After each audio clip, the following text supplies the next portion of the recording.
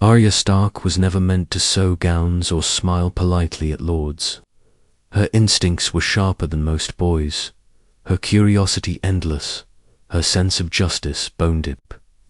But imagine if, instead of suppressing that spirit, Ned nurtured it not just as a warrior, but as a future leader. And not just of Winterfell, but of the North, the Seven Kingdoms, maybe even more. Because here's where it gets absolutely insane. If Arya Stark had been groomed to rule, Westeros would never be the same. It starts in Winterfell, years before the war, long before dragons returned and White Walkers marched.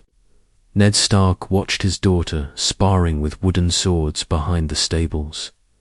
He didn't stop her, he didn't scold her, he just watched. And when she knocked the guard's son flat on his back, something shifted in his eyes. That night, he didn't call her wild or improper. He asked her a question. What do you see when you look at the people of Winterfell? Arya blinked. Cold hands, tired eyes, but strong hearts. He nodded. And what do you think they see when they look at us? She shrugged. A family that keeps them safe. Ned smiled, but not with his lips, with his mind. That was the moment. The seed. From that day, lessons changed. Arya still learned to fight, but she also sat in on quiet meetings. She listened while Ned and Maester Luwin discussed grain shortages, border disputes, and bannerman politics. She learned about the cost of loyalty, the weight of an oath. Every decision Ned made, he started explaining it to her afterward. Not just the what, but the why. And she didn't forget a single word. Jon watched too. He was surprised, even jealous at first, but he understood. Arya wasn't being pampered, she was being sharpened. Sansa scoffed. Robb didn't care. Bran was still climbing towers. But Arya asked questions. Real ones. Why does House Umber owe us fealty?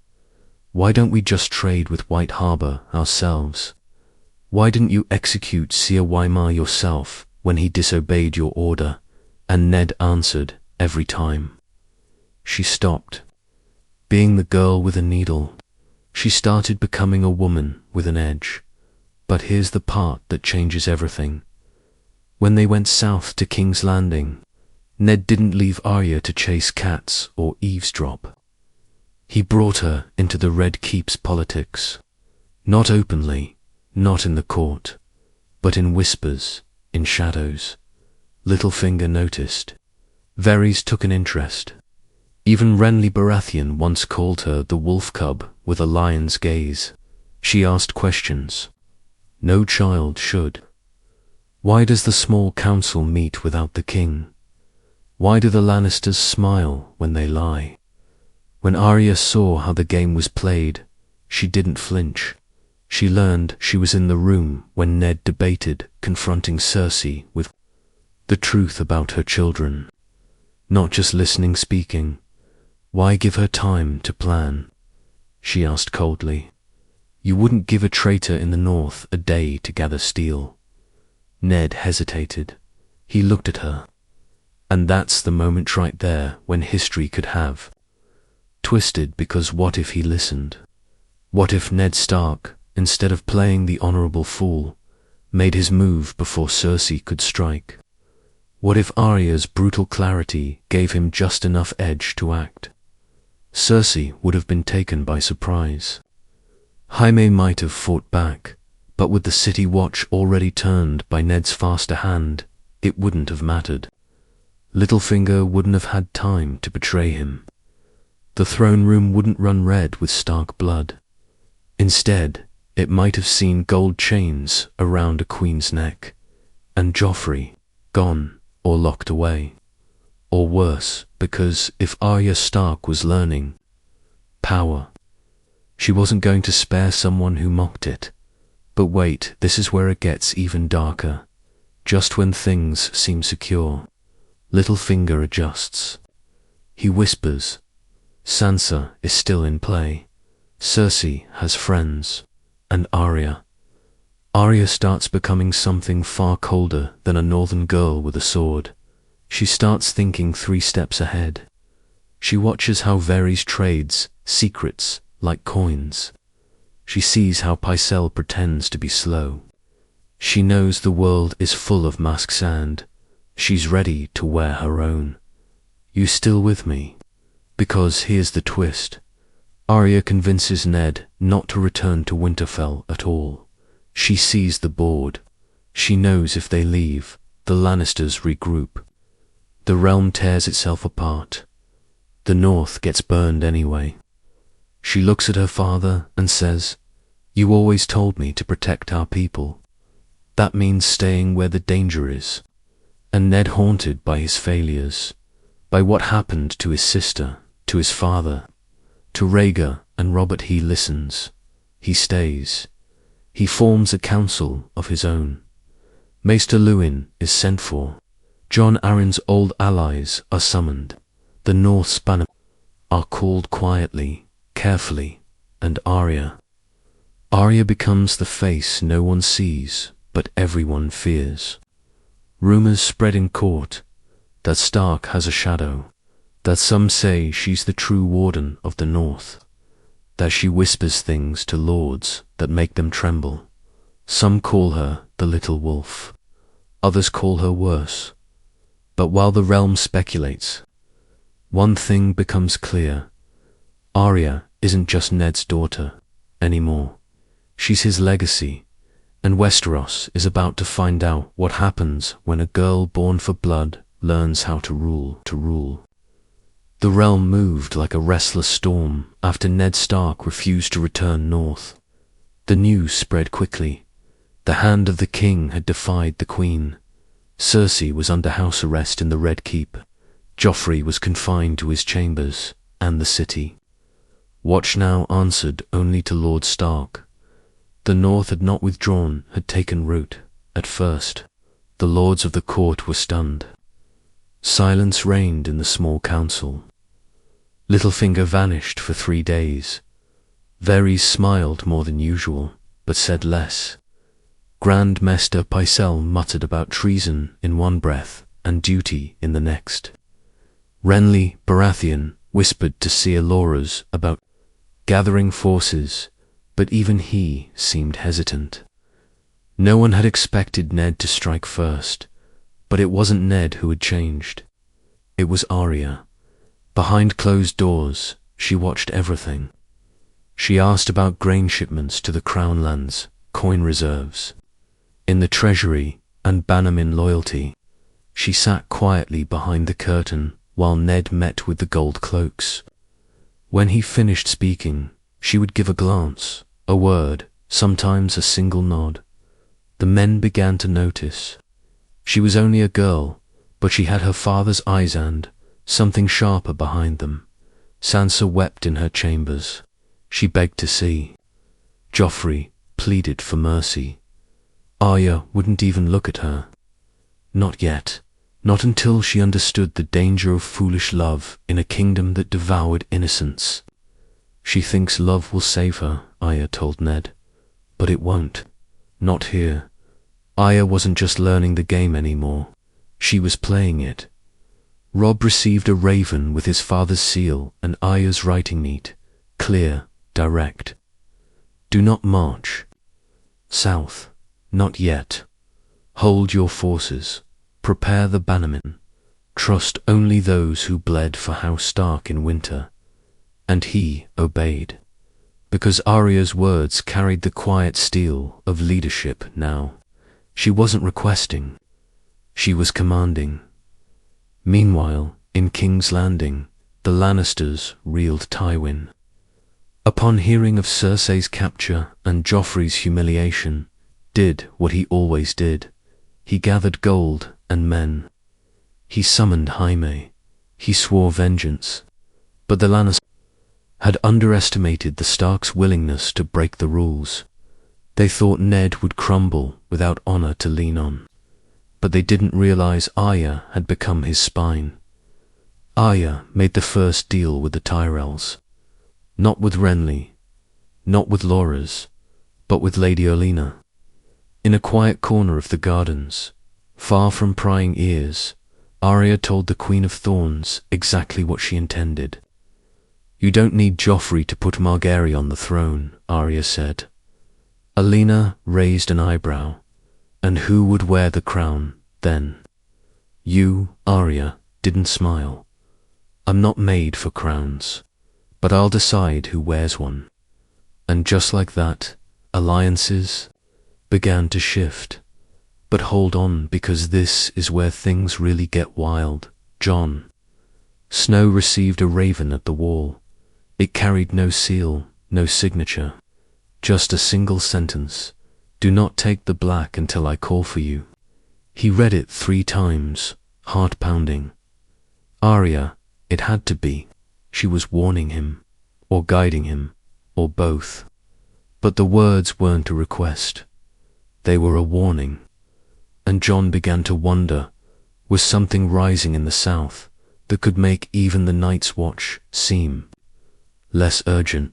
Back in King's Landing, Arya played the shadows. She visited the dungeons where Cersei paced like a caged lioness. She didn't mock, she didn't gloat. She simply said, "You always wanted power, but you never learned how to hold it." Cersei spat in her direction. "Your father will die here. Girl, you'll die too. Stark honor will bury you." Arya stepped closer, eyes ice cold. "If you really believed that, you wouldn't be trembling." Meanwhile, whispers spread through the court. Varys told stories of Arya slipping into kitchens and taverns, listening to guards, gathering secrets. Some said she wore different faces. Some said she had no face at all. The truth, she had no need for magic.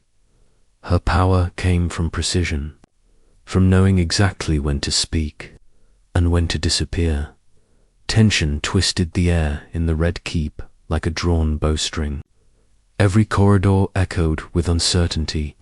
The Targaryens had once ruled with dragons. Robert ruled with his warhammer.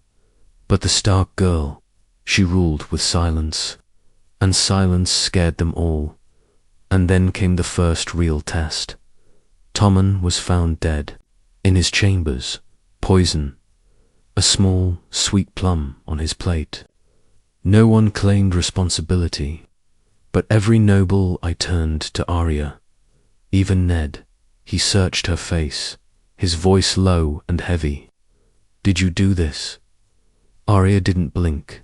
"Did you tell me to be soft, father, or to protect our people?"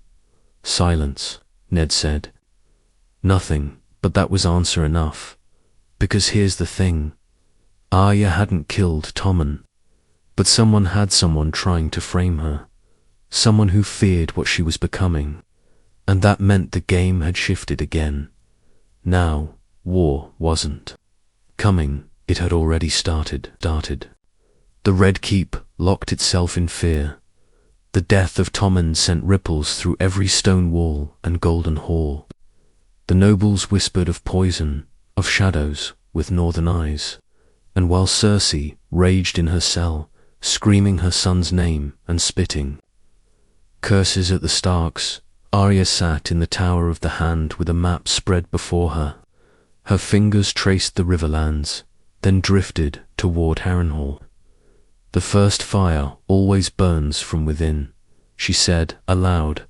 Ned stood across the table. His face, once marked by grief and fatigue, was harder now. Something had changed in him too. He was learning what it meant to protect more than just his name. He was protecting an idea shaped by a daughter who no longer asked permission to speak. "They think we killed the boy," he said quietly. Arya's voice was calm. "Then let them fear us. It's better than thinking us weak." Varys arrived later that night, gliding in with his usual grace and oily words. He bowed low, his eyes flicking between father and daughter. There are rumors spreading, my lord. And my lady, he added, nodding to Arya. The Reach considers recalling Marguerite. The Vale is silent, and there's talk in Dawn. Talk of vengeance. Arya tilted her head. And you? Do you believe we murdered a child? Varys gave a thin smile. I believe nothing until it profits me. She stepped forward slowly. Then believe this. If the realm falls into chaos, you'll lose more than whispers. You'll lose your head. Even Varys blinked at that dot because now it was undeniable. Arya Stark, the young girl once lost in the shadows of Winterfell, was no longer learning how to play the game. She was the game, meanwhile. In the Westerlands, Tywin Lannister moved his pieces. Ravens flew, gold flowed like a poisoned river. He summoned old allies, bribed disloyal bannermen, and, most dangerously, he reached for wildfire. He would not let a Stark girl command kings, landing without a war. But Arya had her own allies. Lady Olenna sent a sealed letter, short, ruthless. The lioness has lost her claws. We prefer wolves. The Tyrells sent grain, soldiers, and a single spy, a faceless maid who answered only to Arya. Meanwhile, in the north, Robb fortified Moat, Kaelin, gathered House, Karstark, and Manderley, and waited for Arya's next command. It came swiftly. Do not march yet, but send Theon Greyjoy to the Iron Islands. He must pretend loyalty. Robb hesitated. Theon grinned, and Arya's grip on the realm tightened. Jon, still at Castle Black, faced his own test. Benjen Stark returned half alive, half silent, bearing a wound that bled ice instead of blood. He warned Jon of something worse than Lannisters or wildlings. Something ancient. But Jon remembered Arya's words, not yet. So he waited, sword in hand, ghost at his side, waiting for the south to burn before the true winter came. Back in the capital, Sansa was unraveling. She had been a prisoner of her own dreams of golden-haired princes and soft silk futures. Now she was a girl in chains, not literal ones. Never touched her, but worse. She was chained by silence. By her sister's eyes, watching her every move. Sansa wrote to their mother, begged for understanding. She received no reply. Arya had intercepted the raven before it left the rookery. She stared at the letter that pleaded for escape, that called her cruel, that called their father a traitor. And Arya wept, only once, because that night she slipped into Sansa's room, sat beside her, and whispered, "You think I want this? That I enjoy turning cold? You still believe in songs? I buried them a long time ago." Sansa didn't respond. She just turned her face away. Outside, lightning cracked the sky. Inside, betrayal brewed, because Petyr Baelish had finally returned with that smug smile and half-truth charm. He bowed before Ned, then kissed Arya's hand. "My lady," he said, "I hear you've become quite the shadow in the capital." Arya didn't flinch. "And I hear you're still breathing." "That surprises me." Littlefinger laughed, but his eyes flicked to Sansa. His next move would be through her, and Arya knew it. So did Ned, but here's the twist: Arya didn't stop him.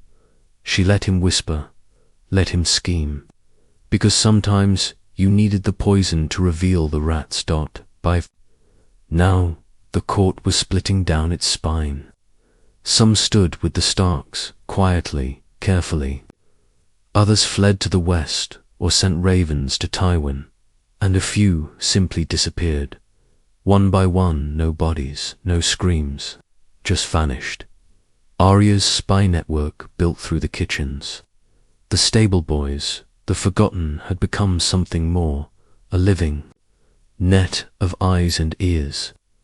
When Ned asked how she managed it, she simply said, "I listen to people no one else sees, and I pay them more than silence." And still, Ned wondered, what had he created?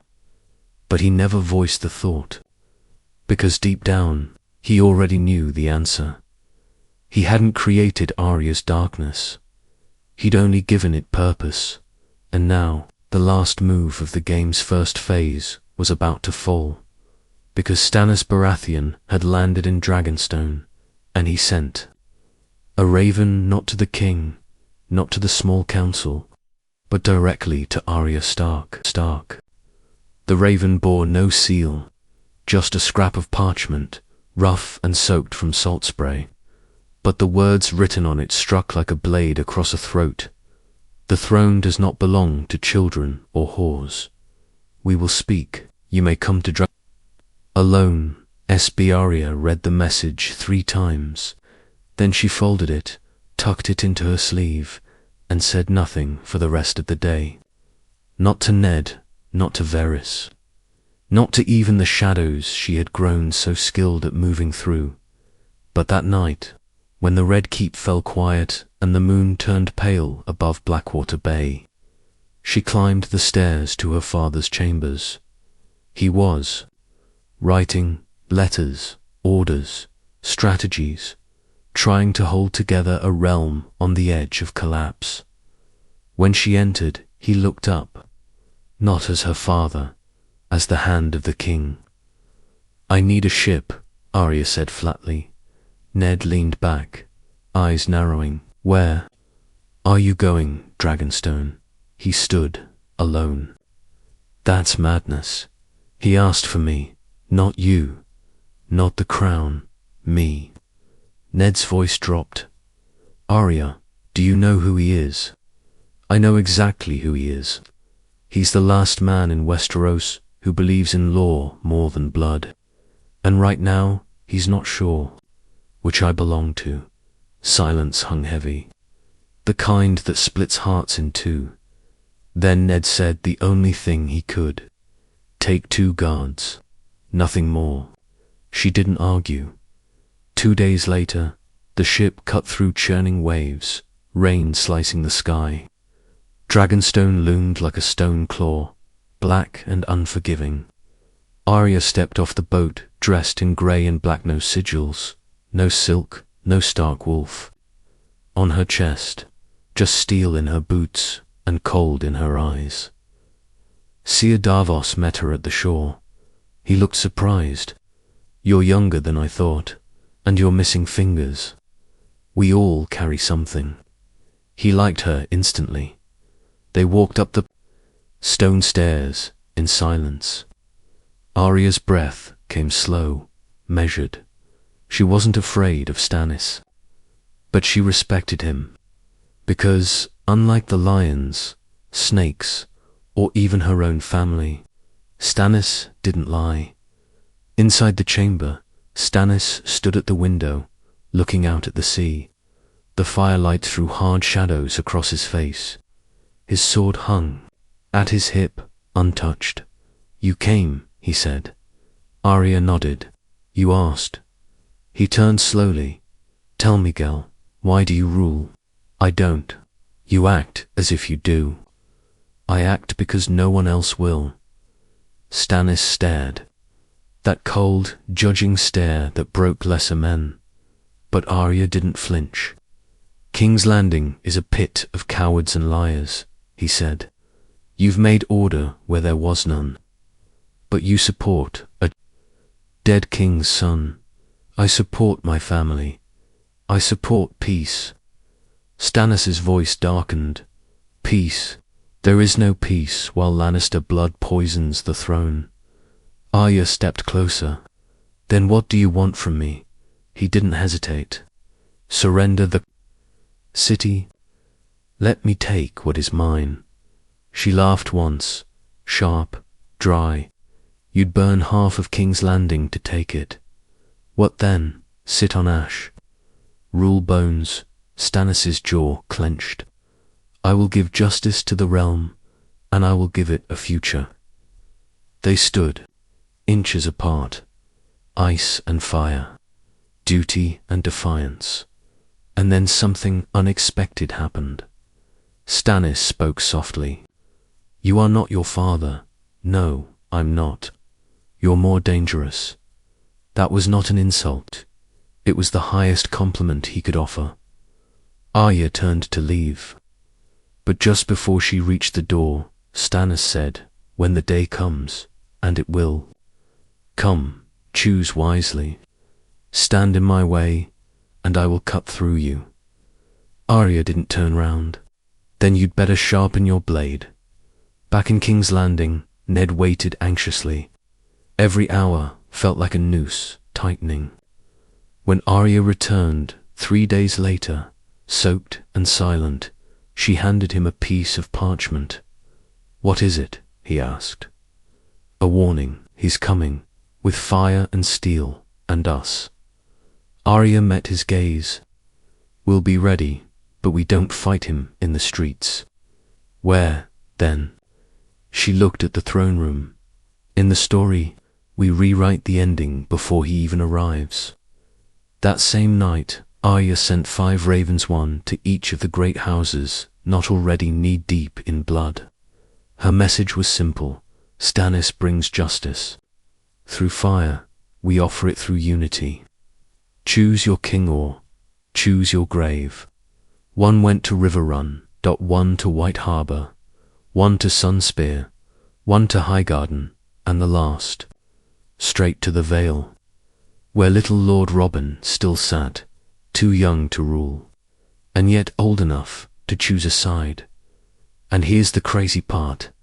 3 of those ravens returned with yes, because Westeros was tired of kings who took and took. They wanted someone who knew what had been taken, someone who could build something new from the ashes. And maybe, just maybe, Arya Stark wasn't a girl anymore. Maybe she was something else entirely. The storm hit before dawn, not rain, not thunder. Ships, dozens of them, their sails black against the blood-orange sky, bearing the fiery stag of House Baratheon. Stannis had come. No banners, no drums, just steel and fire. King's Landing woke. In panic, bells rang, guards scrambled, lords locked themselves in their chambers. But Arya Stark didn't blink. She'd known this was coming. The ravens had warned her of Stannis' movements. Her network reached far beyond the walls of the Red Keep now. Fishmongers, dockhands, even whores in the inns near the harbour all eyes for her. She walked into the war room as calm as falling snow. Ned was already there, armed in stark black, a map spread across the table. Maester Luwin stood beside him, pale but focused. Sevaristan. Selmy called back to service. By Arya's command weeks earlier tightened his sword belt. They're not here for negotiations, Barristan said. Arya nodded. They're here for blood. Then we give them reason to fear ours more than their own. Ned growled. But here's the part that flips everything. Arya didn't plan to fight in the streets. She had no intention of turning the city into another Blackwater Bay massacre. Instead, she turned to the secret tunnels beneath the Red Keep, the ones used by Targaryens, the ones Varys had once crept through. I want the harbour blockaded, she said. No one gets in. But we don't meet Stannis head in. We let him land. Let him think he's inside before he realizes he's already lost. Varys, who had re-emerged from hiding like a cautious spider, nodded in approval. A clever trap, my lady, but he brings more than swords. He brings fire. Melisandre, Arya knew her name like a curse. The Red Woman, the Shadow Priestess. Stannis' blade of flame and prophecy. So Arya prepared, not just for battle, but for illusions. She brought the faith of the Seven back into the streets. Quietly, strategically, she had Septon Eglantine bless the gates. She sent quiet gifts to the starving poor. She wrapped herself not in power, but in belief, because to fight fire, you need something older than flame. And then, on the third morning of siege, the gate exploded. Stannis' forces poured through knights, armored in fury, banners flying high, but they didn't meet open resistance. The streets were empty, silent dot until shadows moved. Northern spearmen burst from alleyways. Dornish archers loosed fire from rooftops. Tyrell blades struck from the fog like ghosts. Arya hadn't just summoned alliances, she had woven them into the city. Stannis expected a throne room confrontation. Instead, he found his men bleeding in alleys, split by men they never saw coming. And Arya, she didn't ride into battle, she walked through it, a black cloak, twin daggers, and eyes that burned colder than any White Walker. She reached the Red Keep, just as Melisandre entered through the back. The Red Woman's smile was maddening. "I saw you in the flames," she said. "The wolf with a lion's eyes. The girl made of death." Arya tilted her head. "And what else did you see? You burning." The torch Melisandre held flared higher. Her hand stretched outward, palm glowing with something unnatural. Arya didn't flinch. She raised her bladed dagger no longer than her palm and whispered, "Not today," then moved, faster than fire, under the flame, through it and sank steel, into the Red Woman's heart. Melisandre gasped, not in pain, but surprise. "You are not in the book," she whispered. Arya leaned close. "I write my own." The priestess collapsed, fire snuffed, and in that moment, something shifted. On the battlefield below, Stannis faltered, as if a string inside him had been cut. He fought harder, more desperately, but the tide had turned. He was bleeding from the thigh, his men surrounded, his ships burning behind him, and then, in the courtyard of the Red Keep, Arya Stark stepped out alone to face him. Stannis stood sword in hand, blood on his lips. "Did you kill her?" he asked half-growl. "She saw your death in fire," Arya said softly, "but she didn't see your choice." He raised his blade.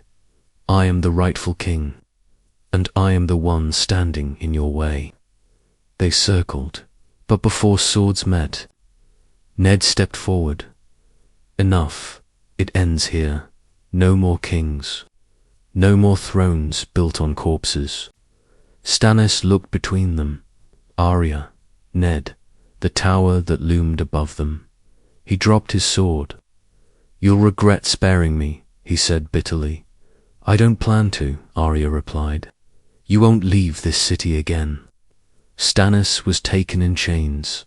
The war was over, but now came the question that shook the realm. If not Stannis, and not Joffrey, who would wear the crown? Arya sat alone that night, the dagger still stained from Melisandre's blood lying on the table. Ned entered, slow, deliberate. "You could claim it, you know." Arya didn't look up. "I don't want it. Doesn't mean you won't take it." She finally met his eyes. "I'll put it on someone who'll never forget who bled to get them there." And that's when it began. The quiet movement, the letters, the alliances reshaped once again. Arya Stark didn't want to rule. She just wanted to make sure. The right person did. The war was over, but peace was far more dangerous. With Stannis in chains and the Lannisters broken, a vacuum gripped the realm. Every lord with a title tasted ambition again. Ravens flew faster than swords ever could. Claims were made, promises whispered, and yet no one moved openly. Because Arya Stark still lived in King's Landing, not as a queen, not as a knight, but as something entirely different. A judge. She called no banners, sat on no throne. But day after day, nobles, knights, and emissaries arrived in the great hall, not to bend the knee, but to be heard. She sat in her black cloak, with no sigil at her chest, and listened to all of them. House Arryn sent young Robin, pale and shaking, but armed with a letter penned by his mother's old hand. Arya asked him one question: "What does your people need?" When he stuttered, unsure, she sent him back to the Eyrie with a single order: "Come back when you know, not before." House Tully came next, Edmure in chains, and Brynden the Blackfish. Beside him, Arya looked at Edmure and asked, "Why did you sit while your people burned?" He had no answer. She turned to the Blackfish. "Will you take the river and bleed for it?" He nodded. Arya placed the riverlands in his hands without ceremony. The message was clear. You don't inherit power. You prove you deserve it. But even Arya couldn't ignore the growing tension in the north. Robb had kept the bannermen still during the war, but now, with Lannister gold scattered and no clear king, they demanded something stronger. They didn't want to be part of a South ruled by banners and lies. They wanted independence, and they wanted Robb Stark crowned king in the north. Arya received the raven from Winterfell just as dawn cracked over Blackwater Bay. Ned was in the courtyard, training with Seer Barristan.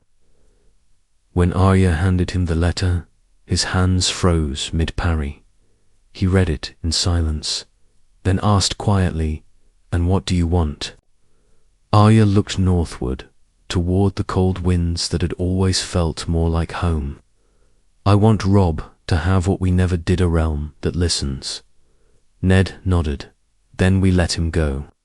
That afternoon, Arya summoned every lord still loyal or frightened enough to remain in King's Landing.